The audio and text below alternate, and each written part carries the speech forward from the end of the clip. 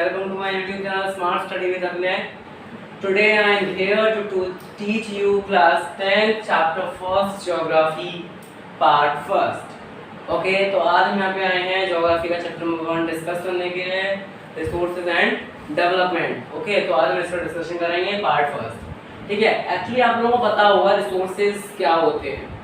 जो भी हमारे एनवायरनमेंट में है, everything that is available in our environment and that satisfy our needs is called resources। मतलब क्या मतलब देख गया? Oh I can write, sorry। Simple सी बात, जो भी चीज हमारे एनवायरनमेंट में रहती है, जो हमारी नीड्स को सेटिस्फाई कर रही है, उसे हम क्या बोलते हैं? रिसोर्सेज। बट भाई 10वीं कक्षा में आ गए हैं, 10वीं कक्षा के बच्चों को कुछ परिभाषाएं याद करनी पड़ती हैं, तो उन परिभाषाओं को ही पढ़ते हैं। Resources refers to technologically accessible, economically feasible and culturally acceptable termed as resource क्या होता है आपका? रिसोर्स मैंने आपको बताया, जो भी चीज एनवायरनमेंट में है, जो हमारी नीड्स को सेटिस्फाई कर रहा है, दैट इज रिसोर्स। बस में बताया गया है कि ऐसी चीज जो टेक्नोलॉजिकली एक्सेसिबल हो, मतलब जिसे हम टेक्नोलॉजिकली यूज कर सकें। क्या कर सकें? टेक्नोलॉजी से इजीली हम यूज कर सकें। और इकोनॉमिकली फीजिबल हो, मतलब उसे हम हमारे बजट में हो, ठीक है, जिसे हम खरीद सकें। और कल्चरली एक्सेप्टेबल हो, और सब लोग उसे यूज कर सकें, एक्सेप्ट कर सकें, कल्चर उसे एक्सेप्ट कर रहा है, उसे हम रिसोर्स बोलते हैं।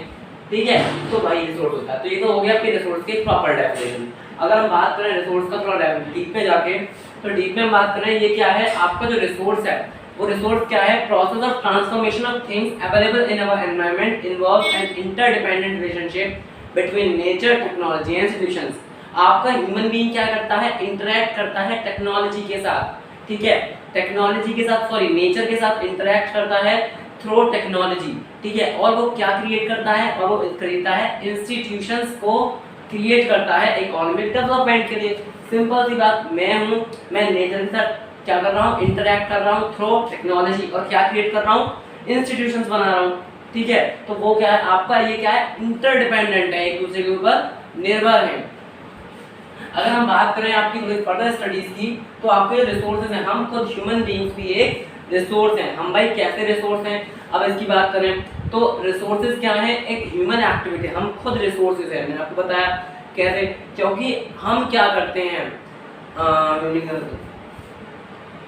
हम कोई भी मटेरियल मिलता है, हमें रॉ मटेरियल मिलता है एनवायरनमेंट में, उसे हम क्या करते हैं? फिनिश्ड प्रोडक्ट में कन्वर्ट करते हैं, एज अ लेबर हम वर्क करते हैं। तो we are also resources given by God.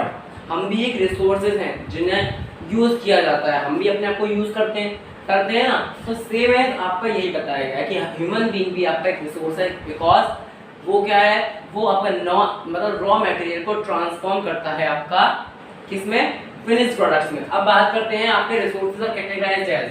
Resource को कैटेगराइज किया गया है 4 बेसिस पे। On the basis of origin, on the basis of exhaustibility, on the basis of ownership and on the basis of status of development. On the basis of ownership में हम बात करते हैं 2 टाइप ऑफ रिसोर्सेज की, biotic and abiotic. ठीक है, तो अब हम बात करते हैं what is biotic resources and what is abiotic resources. ठीक है, तो लेट्स कम। बायोटिक रिसोर्सेज आपके वो रिसोर्सेज होते हैं जो आपके ऑब्टेन किए जाते हैं बायोस्फीयर से। ठीक है, और जिनके पास लाइफ होती है, जैसे कि हमें ह्यूमन बीइंग्स हैं, हम बायोटिक रिसोर्सेज हैं, फ्लोरा एंड फौना है, फिशरीज हैं, लाइफ स्टॉक हैं, ये सब क्या हैं? ये सब बायोटिक रिसोर्सेज हैं। अगर हम बात करें अबायोटिक रिसोर्सेज की, अबायोटिक रिसोर्सेज वो रिसोर्सेज होते हैं आपके जो नॉन लिविंग थिंग से बने हुए होते हैं। ठीक है, जैसे कि आपके क्या है? रॉक्स हैं, मेटल्स हैं, मिनरल्स नहीं आएगा, रॉक्स हैं, मेटल्स हैं, ये सब क्या हैं? ये अबायोटिक रिसोर्सेज है, बिकॉज ये आपके नॉन लिविंग थिंग्स हैं। So it is the main difference between the biotic resources and abiotic resources. ठीक है, तो on the basis of origin हमने आगे ऑरिजिन के बेसिस पे हम क्या हैं? सिंपल सी बात, ये नॉन लिविंग्स होते हैं, ये लिविंग बीइंग्स होते हैं। ठीक है, और क्योंकि हम ऑब्टेन होते हैं बायोस्फीयर से, हम बायोस्फीयर से तो ऑब्टेन हैं। अब बात करते हैं ऑन बेसिस ऑफ एग्जॉस्टिबिलिटी, मतलब कैसे यूज कर सकते हैं, कैसे प्रोड्यूस कर सकते हैं। रिन्यूएबल का मतलब आप समझ रहे होंगे, न्यूएबल मतलब एबल क्या है, क्या मतलब करना, क्षमता। न्यू मतलब नया, री मतलब दोबारा, दोबारा नया बनाने की क्षमता, उसे बोलते हैं रिन्यूएबल। रिन्यूएबल और नॉन रिन्यूएबल रिसोर्सेज, ठीक है। अब बात करते हैं व्हाट इज रिन्यूएबल रिसोर्सेज। तो रिन्यूएबल रिसोर्सेज पे वो रिसोर्सेज होते हैं जिनको हम रिन्यू कर सकें, दोबारा बना सकें, दोबारा उत्पन्न कर सकें थ्रू फिजिकल, केमिकल और मैकेनिकल प्रोसेस। आपके फिजिकल प्रोसेस से या फिर कोई केमिकल प्रोसेस से या फिर कोई मैकेनिकल प्रोसेस से, उसे हम बोलते हैं रिन्यूएबल रिसोर्सेज। जैसे कि सोलर और वाइंड एनर्जी हो गई, आपकी फॉरेस्ट हो गई, वाइल्ड लाइफ हो गई, ये सब क्या है आपका रिन्यूएबल रिसोर्सेज है, ठीक है।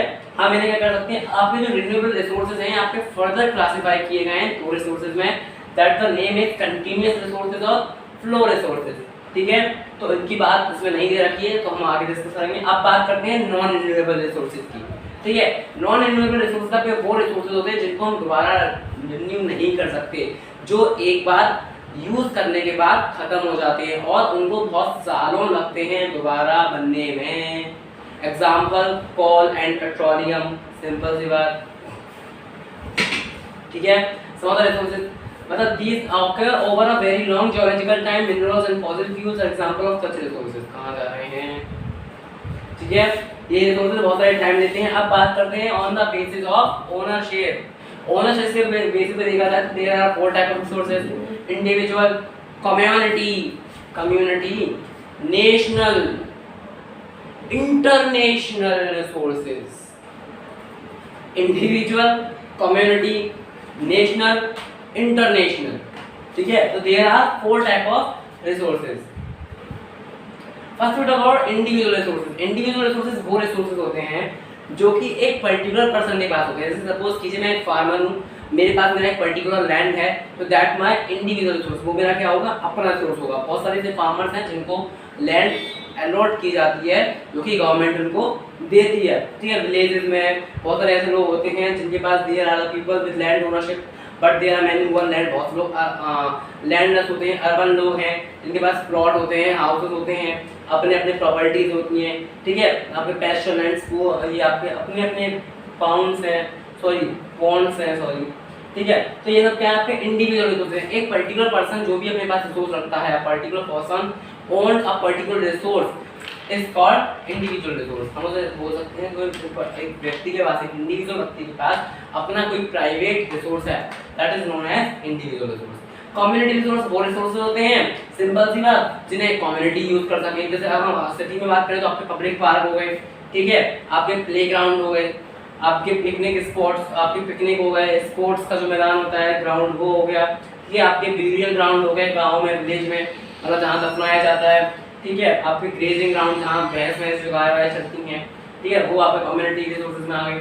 बात करें नेशनल रिसोर्सेज, तो आपके हमारे नेशनल में देखा जाए, सारे नेशनल में हमारा ये पूरे ही जो रिसोर्सेज हैं वो हमारे खुद के रिसोर्सेज हैं। Technically all the resources belong to the nation, सारे ही रिसोर्सेज नेशन के होते हैं। नेशन की बात करें, कंट्री के पास एक लीगल पावर होती है, किसी भी प्राइवेट रिसोर्स को अपना रिसोर्स बना सकती है, वो उसे पैसे देकर, ठीक है। ये आपको पता होना चाहिए। मतलब हमारे पास ये पावर है कि हम किसी भी पब्लिक रिसोर्स, मतलब किसी भी इंडिविजुअल रिसोर्सेज को गवर्नमेंट पैसा दे सकती है और उसे अपना रिसोर्स बना सकती है, ठीक है। The country has legal powers to acquire even private property for public good. You might have seen road, canals, railways, ये सब क्या है, ये आपके नेशनल रिसोर्सेज हैं जो कि कंस्ट्रक्ट किए गए हैं। फील्ड्स हैं, आपको फील्ड जैसे आपको मान लो कोई भी हाईवे बनता है तो उसमें बहुत सारे फील्ड आते हैं, तो उन फील्डों को गवर्नमेंट क्या करती है, खरीदती है। किसान नहीं मजबूर होते, लेकिन जबरदस्ती जो काम जरूरी है तो वो तो जरूरी है यही, सिंपल सी बात है। अर्बन डेवलपमेंट अथॉरिटीज को ये पावर दी जाती है कि वो लैंड को एक्वायर कर सकते हैं, ठीक है। और जो मिनरल्स हैं, वाटर रिसोर्सेज हैं, फॉरेस्ट है, वाइल्ड लाइफ है, जो कि हमारे पॉलिटिकल बाउंड्रीज के अंदर आ रहा है। और बल्कि ओशन में, जो इंटरनेशनल ओशन में हमारे जो 12 नॉटिकल माइल्स मतलब 22 किलोमीटर 22.2 किलोमीटर का भी एरिया हमारे अंडर आता है, उसमें जो भी मिनरल्स होते हैं इंटरनेशनल वाटर में, इंटरनेशनल ओशन में, वो भी हमारा ही आएगा, ठीक है। अब बात करते हैं इंटरनेशनल रिसोर्सेज की। तो इंटरनेशनल रिसोर्सेज आपके देयर आर इंटरनेशनल इंस्टीट्यूशन, बहुत सारे आपके इंटरनेशनल इंस्टीट्यूशंस होते हैं जो आपके इंटरनेशनल रिसोर्सेज को देखते हैं, ठीक है। जैसे कि आपके oceanic resources beyond 200 nautical miles होता है, एक्सक्लूसिवली इकोनॉमिक जोन्स। बात करूँ आपकी बहुत सारे आपके ओशियनिक रिसोर्सेज हैं जो कि 200 नॉटिकल माइल्स, आपके जो स्पेशल इकोनॉमिक जोन्स हैं उनमें आपके 200 नॉटिकल माइल्स सारे कंट्री का अपना अपना एरिया होता है, ठीक है। तो वो क्या है, वो हमारे इंटरनेशनल रिसोर्सेज हो गए, और जहाँ हम आराम से कोई भी इंडिविजुअल कंट्री कोई भी रिसोर्स को एक्सट्रैक्ट कर सकती है, ठीक है। 200 नॉटिकल माइल्स इन ओशियन वाटर। तो ये तो हो गया हमारे इंटरनेशनल रिसोर्सेज, समझ में आया। नेशनल क्या है हमारे कंट्री के अंदर, और 12 नॉटिकल माइल ओशियन वाटर में। इंटरनेशनल की बात करें तो 200 नॉटिकल माइल्स की बात करते हैं, ठीक है। तो ये तो हो गया आपके इंटरनेशनल। अब बात करते हैं आपके on the basis of status of development, ठीक है। On the basis of status of development. गला सूख गया, पानी चाहिए, पानी ले आना। On the basis of status of development. अब भाई गला तो सूख ही जाता है, तो सी बात है, पानी भी ना पियो। मैं आपको पढ़ाते पढ़ाते आपके ये जाते हैं इतनी गर्मी में, बताइए। अब बात करते हैं on the basis of status of development. Development का जो स्टेटस है उसके बेसिस पे रिसोर्स को किस तरीके से आपका क्लासिफाई किया गया है। भाई किस तरीके से क्लासिफाई किया गया है हमें तो पता ही नहीं।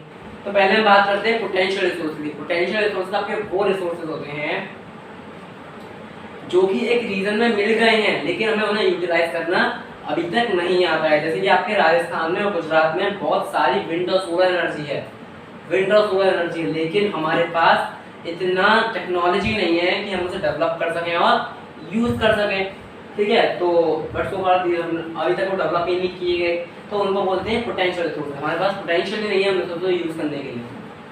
अब बात करते हैं डेवलप्ड रिसोर्सेज। डेवलप्ड रिसोर्सेज आपके वो रिसोर्सेज होते हैं जिनको सर्वे कर दिया गया, उनकी क्वालिटी और क्वांटिटी को भी नाप दिया गया, इतनी क्वालिटी में इतनी क्वांटिटी में हमारे पास हैं, लेकिन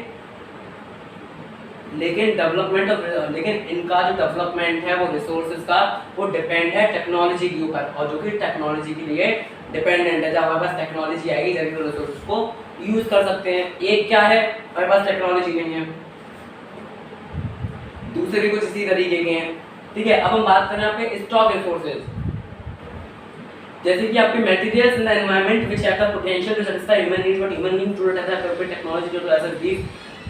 आपके बहुत सारे मटेरियल्स हैं एनवायरनमेंट में जिनमें क्या है, ये पोटेंशियल है कि हमारे नीड्स को सैटिस्फाई कर सकें, लेकिन हमारे पास इतनी टेक्नोलॉजी नहीं है कि हम उन रिसोर्सेज को एप्रोप्रिएट वे में यूज कर सकें, तो उन्हें हम बोलते हैं स्टॉक। जैसे कि एग्जांपल आपका वाटर क्या है, वाटर आपका हाइड्रोजन ऑक्सीजन से मिला हुआ है, लेकिन हमारे पास हाइड्रोजन आपका बहुत काम आ सकती है हमारे, लेकिन हमारे पास टेक्नोलॉजी नहीं है कि हम हाइड्रोजन को यूज कर सकें, हम जानते नहीं कि हाइड्रोजन कैसे यूज किया जाए। अब बात करते हैं फिर रिजर्व रिसोर्सेज।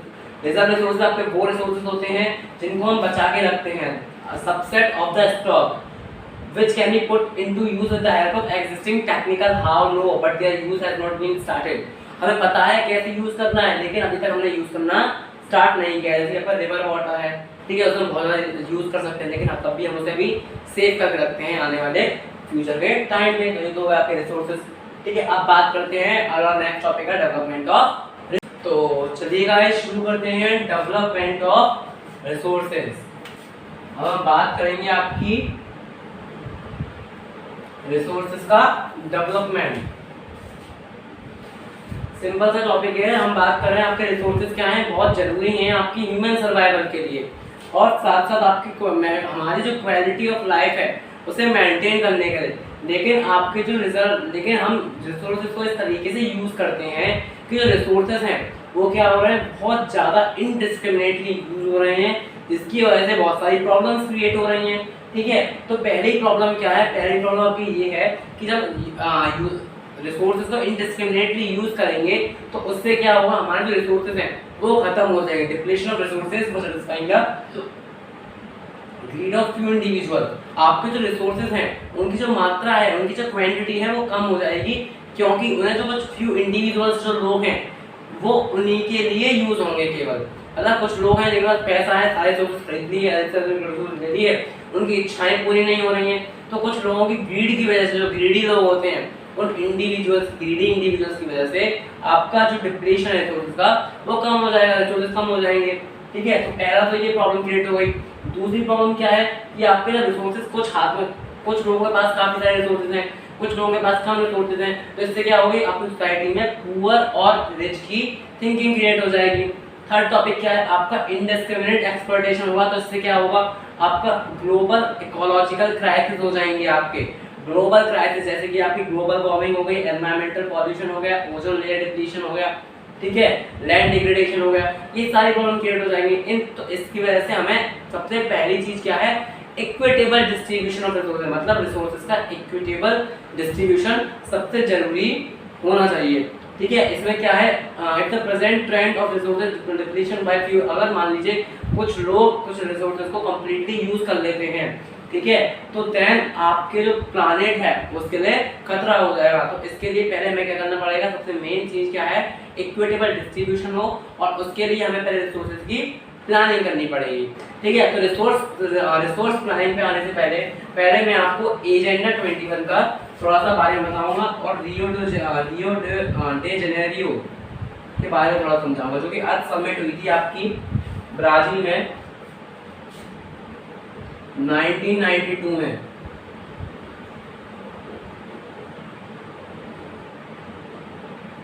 ठीक है। तो बात करते हैं आपकी रियो डे जेनेरियो अर्थ समिट 1992। आपका जून 1992 में आपके कम से कम 100 स्टेट से ज्यादा 100 कंट्रीज से ज्यादा आपके रियो डी जेनेरियो में ब्राजील में आपके कंट्रीज मिले थे, और उन्होंने पहली बार इंटरनेशनल अर्थ समिट लिया। वो समिट क्यों किया गया, ताकि आपके एनवायरमेंट को प्रोटेक्ट करने के लिए, एनवायरमेंटल प्रोटेक्शन के लिए, और साथ साथ सोशियो इकोनॉमिक डेवलपमेंट के लिए वो आपका समिट किया गया, ठीक है, एट द ग्लोबल लेवल, ठीक है। और जो असेंबल लीडर्स थे उन्होंने क्या साइन किया, उन्होंने साइन किया declaration on global climatic change and biological diversity. उन्होंने साइन किया डिक्लेरेशन ऑन, मतलब एक ट्रीटी थी जिसमें सब लोगों ने साइन किया ग्लोबल क्लाइमेटिक चेंज, ठीक है, एंड बायोलॉजिकल डाइवर्सिटी। इसमें क्या था, इसमें उन्होंने रियो कन्वेंशन में आपका एक ग्लोबल फॉरेस्ट प्रिंसिपल्स निकाले और एडॉप्ट किया एजेंडा 21, ठीक है, एक नाम दिया गया एजेंडा 21। और एजेंडा 21 के अंदर क्या था कि आपका 21st सेंचुरी में आपका उनको सस्टेनेबल डेवलपमेंट अचीव करना है। सस्टेनेबल डेवलपमेंट होता है उस तरीके का डेवलपमेंट कि हमारे पास जो लिमिटेड रिसोर्सेज हैं उनसे हम अपनी प्रेजेंट नीड्स को भी कंप्लीट कर सकें और साथ साथ फ्यूचर जनरेशन की नीड्स को भी कंप्लीट कर सकें, ठीक है। बोल सकते हैं process of using resources in such a manner that the present as well as the future generation both the generations are satisfied with the limited resources at the same time, ठीक है। हम दोनों रिसोर्सेज को दोनों generations को same time पे satisfy कर सकते हैं। तो वो आपका क्या हो गया, अगर हम उसके बारे में बात करें तो वो वो हो गया आपका सस्टेनेबल डेवलपमेंट। यही आपका एजेंडा 21 था, ठीक है। ये क्या था, एक डिक्लेरेशन था जो साइन किया गया 1992 में, कहाँ UNCED में, United nation conference on environment and development, ठीक है, जो कि आपका ब्राजील में हुआ था। इसका एम क्या था, ग्लोबल सस्टेनेबल डेवलपमेंट को अचीव करना है, साथ साथ आपकी जो ग्लोबल प्रॉब्लम्स है जैसे पावर्टी है, डैमेज है, इन सबको हम एक साथ मिलके इन सारी प्रॉब्लम्स को सॉल्व करेंगे। पावर्टी है सबसे ज़्यादा, ठीक है, और हमारा जो रिस्पॉन्सिबिलिटी है, जैसे बहुत ज़्यादा वर्ल्ड में पावर्टी है तो उसका क्या रीज़न है, मतलब कोई भी दिक्कत है, कोई भी डिजीज़ है, इस सबको सॉल्व करना एजेंडा 21 का एक एम था। लेकिन मेन एम क्या था, इकोनॉमिकली जो भी रिसोर्स को यूज किया जा रहा है, मतलब ओवर यूज हम कर सकते हैं, ओवर यूज किया जा रहा है उनको कंट्रोल करना, ठीक है। अब हम बात करते हैं आपका next topic resource planning. Resource planning भी आपको ज़्यादा खास नहीं है, आपके इंडिया जैसे कंट्री में रिसोर्स प्लानिंग की बहुत ज़रूरत है, क्योंकि आपका जो इंडिया है, इंडिया में क्या है, इंडिया की जब बात करें तो आपका planning is widely accepted strategy for judicious use of resources, और it is important in country like India, क्योंकि यहाँ पे क्या है, आपकी जो रिसोर्सेज की जो अवेलेबिलिटी है, मतलब अवेलेबिलिटी जो रिसोर्स की अवेलेबिलिटी है, कहीं तो रिसोर्सेज बहुत ज़्यादा हैं, कहीं रिसोर्सेज बहुत कम है, और कुछ रिसोर्सेज बहुत ज़्यादा हैं और कुछ रिसोर्सेज कम है, मतलब रिसोर्सेज भी कुछ हैं कुछ नहीं है, कहीं नहीं है। तो इस वजह से क्या है, आपका एक प्रॉपर डिस्ट्रीब्यूशन नहीं है, प्रॉपर प्लानिंग नहीं है। तो first we have to plan the resources जो कि हमारे इंडिया में हैं। जैसे कि हम बात करें, बहुत सारे ऐसे रीजंस हैं जहाँ पे बहुत सारे रिसोर्स मतलब अवेलेबल रिसोर्सेज हैं, लेकिन बहुत सारे ऐसे रीजन हैं जहाँ पे नहीं है। फॉर एग्जांपल आपके झारखंड, छत्तीसगढ़, मध्य प्रदेश, यहाँ पे मिनरल्स बहुत अच्छे हैं, ठीक है। आपका लेकिन जो अरुणाचल प्रदेश है, यहाँ पे क्या है, आपके यहाँ पे वाटर रिसोर्सेज का बहुत ज़्यादा वाटर रिसोर्सेज है, लेकिन यहाँ पे आपका इंफ्रास्ट्रक्चर सही नहीं है।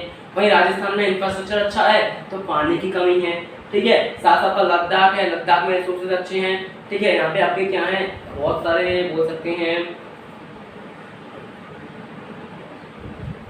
यहाँ पे इंफ्रास्ट्रक्चर बहुत अच्छा है, वाइटल मिनरल्स हैं, लेकिन यहाँ पे पानी की कमी है। तो देखा जाए हमारे पूरे कंट्री में, इंडिया में रिसोर्सेज तो हैं, कुछ रिसोर्सेज हैं कुछ नहीं है, कहीं कुछ है तो कुछ नहीं है, कहीं ये है तो ये नहीं है। तो एक तरीके से प्रॉपर प्लानिंग हम लोगों ने नहीं कर रखी। तो हमें अगर रिसोर्सेज को ओवर यूज में बचाना है तो हमें क्या करना पड़ेगा, पहले रिसोर्स प्लानिंग की स्टडी करनी पड़ेगी, ठीक है। तो हमारा नेक्स्ट टॉपिक है आपका रिसोर्स प्लानिंग इन इंडिया।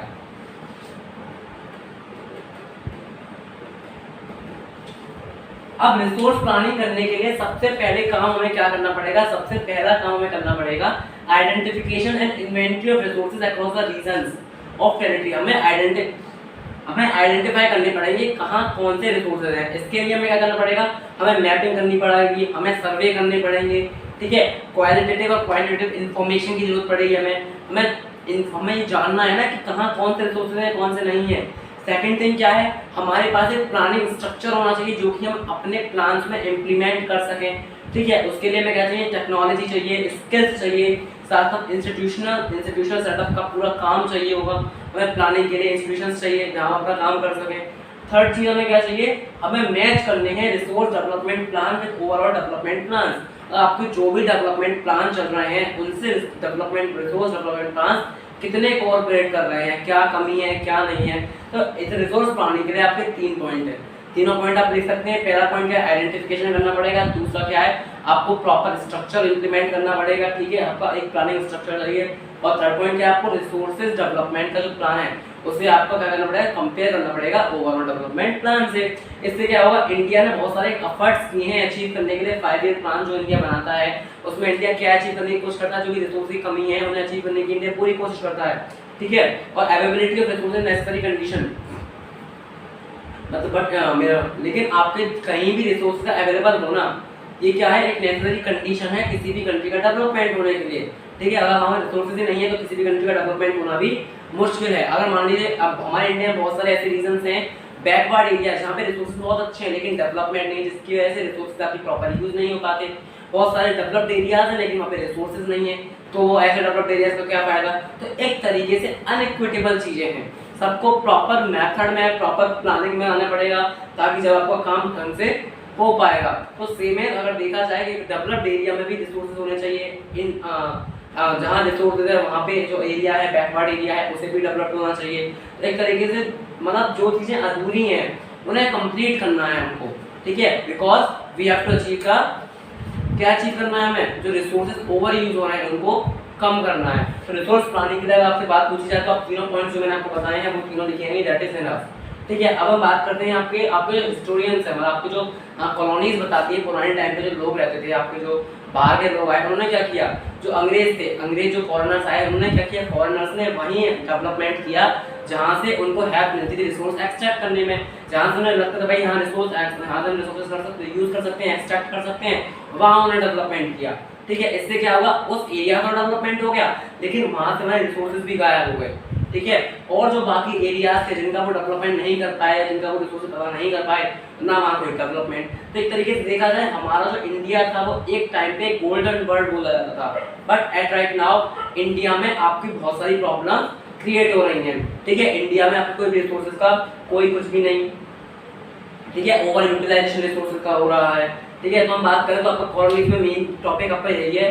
अब नेक्स्ट टॉपिक अगर मैं देखूं तो इसमें क्या है, तो therefore resources can contribute to development only where the, और आपके रिसोर्सेज आपका डेवलपमेंट जब ही डेवलपमेंट में कंट्रीब्यूशन जब ही दे पाएंगे जब आपका टेक्नोलॉजिकल डेवलपमेंट हो और साथ साथ आपके इंस्टीट्यूशन में कुछ इम्प्रूवमेंट हो, ठीक है। इंडिया ने बहुत सारे फेसेस को फेस किया है, ठीक है, बहुत सारी प्रॉब्लम्स इंडिया ने फेस करी। Therefore in Indian development in general and resource development in particular does not only involve the availability of resources but also technology, quality of human resource and historical experience of people। अगर हमें कहीं contribution चाहिए तो हमें साथ साथ technological improvement होना चाहिए, इंस्टीट्यूशनल सेटअप होने चाहिए जहाँ से रिसोर्स को एक्सट्रैक्ट कर सके। अब नेक्स्ट टॉपिक है हमारा लास्ट टॉपिक इस वीडियो का, कंजर्वेशन ऑफ रिसोर्सेज।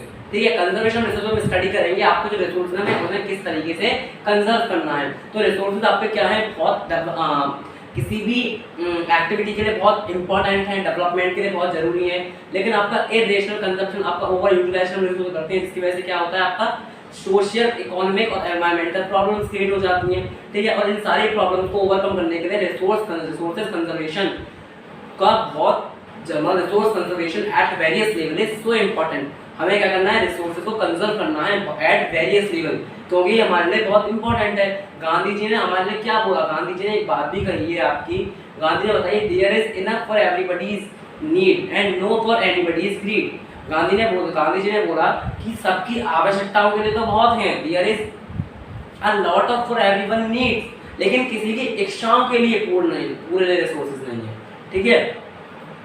तो उन्होंने क्या बोला, उन्होंने ग्रीडी लोगों को और सेल्फिश इंडिविजुअल्स को और एक्सप्लॉइटेटिव नेचर के जो लोग होते हैं उन्होंने उनको क्या बोला, उनको मेन कारण बताया है जो कि करते हैं हमारे रिसोर्सेज को ओवर यूटिलाइज करते हैं, ठीक है। तो उन्होंने क्या बोला, उन्होंने बोला है कि he was against mass production and wanted to, वो नहीं चाहते थे कि हमारे कंट्री में बहुत ज़्यादा प्रोडक्शन हो, मास प्रोडक्शन हो, बल्कि वो चाहते थे हमारे यहाँ जो लोग हैं वो सारे एम्प्लॉयड हों, ठीक है, सब लोग मिलके एम्प्लॉयमेंट करें।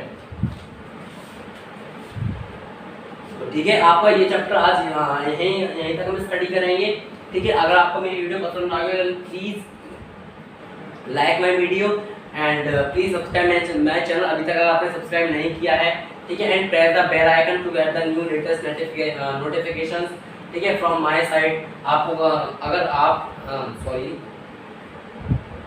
आपको कोई भी क्वेरी है, if you have any query then please ask me in the comment section, I will be there to give the answers what are the question you will ask, okay, ठीक है। अगर आपको कोई दिक्कत है इस वीडियो में देन प्लीज आस्क मी, ठीक है, आप मुझे कमेंट सेक्शन में पूछ सकते हैं, ठीक है। अगर आपको अपना कोई ओपिनियन देना है then please share your opinion with me, I will feel very pleasure with you, okay guys, ठीक है। देन प्लीज अगर आपको ये वीडियो पसंद आई है then please share my video, अपने वीडियो को शेयर कीजिए, लाइक कीजिए, ठीक है, अब अपने फ्रेंड्स को भी भेजिए ताकि वो लोग भी सबका स्टडी कर सकें। Thank you guys for watching my video and please subscribe.